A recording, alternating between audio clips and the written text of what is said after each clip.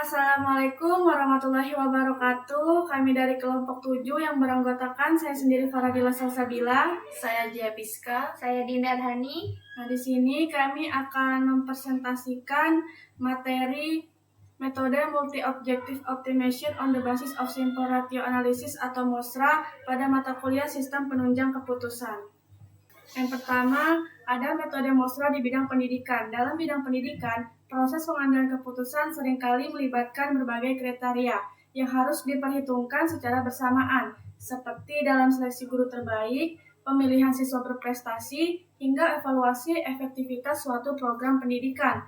Metode MOSRA menjadi solusi karena mampu mengintegrasikan banyak faktor ke dalam satu perhitungan, yang menghasilkan keputusan yang lebih adil dan rasional. Selanjutnya, studi kasus. Berikut data studi kasus penentuan lulusan mahasiswa terbaik. Yang pertama di sini ada data kriteria dan nilai bobot yang digunakan dalam menemukan lulusan mahasiswa terbaik. Yang pertama ada kriteria yang digunakan C1 nilai IPK dengan bobot 0,25, C2 etika dengan bobot 0,20, C3 prestasi non-akademik dengan bobot 0,20, C4 jumlah sertifikat keahlian dengan bobot 0,10, dan C5 aktif organisasi dengan bobot 0,25. Semua kriteria bersifat benefit yang berarti semakin tinggi nilainya, semakin baik untuk penilaian mahasiswa.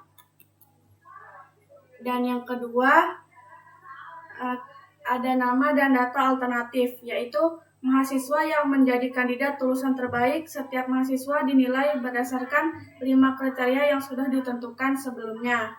Nah, setiap mahasiswa diberi skor berdasarkan skala penilaian ini ya. Selanjutnya akan disampaikan oleh teman saya. Selanjutnya, setelah didapatkan data tadi, kita akan membuat matriks keputusan berdasarkan dari data C1, C1 ke bawah, C2, C3, C4, dan C5. Jadi C1 dari alternatif Taehyung ini atau A1 adalah 1. 1 ini adalah nilai dari penjelasan sangat baik.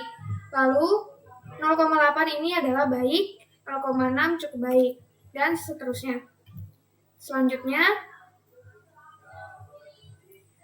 untuk menghitung normalisasi matriks keputusan tadi, di sini saya akan menjelaskan C1-nya, yang mana C1 tadi kita pangkatkan 2, seperti 1 pangkat 2 ditambah 0,8 pangkat 2, dan seterusnya, sehingga menghasilkan 2,0199.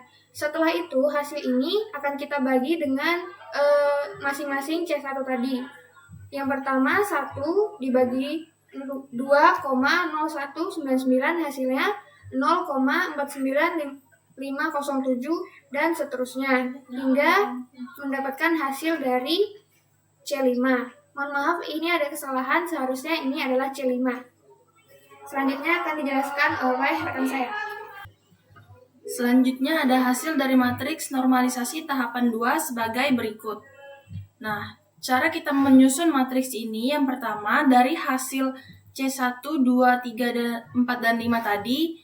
Hasil dari C1 kita susun di kolom pertama. Kemudian C2 di baris kedua dan di kolom kedua, dan C3 di kolom ketiga, dan seterusnya. Selanjutnya ada penentuan kinerja alternatif.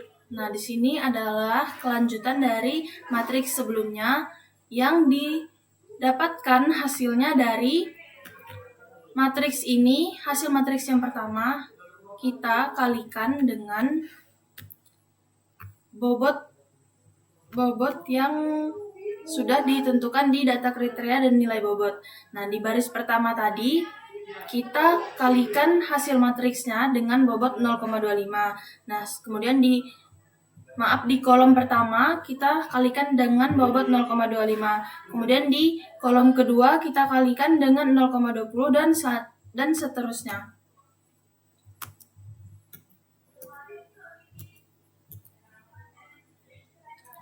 Nah, setelah kita mengalihkan semuanya tadi sesuai dengan bobotnya masing-masing, di sini kita menjumlahkan hasil dari C1 sampai C5 yang kita tulis hasilnya di paling ujung ini.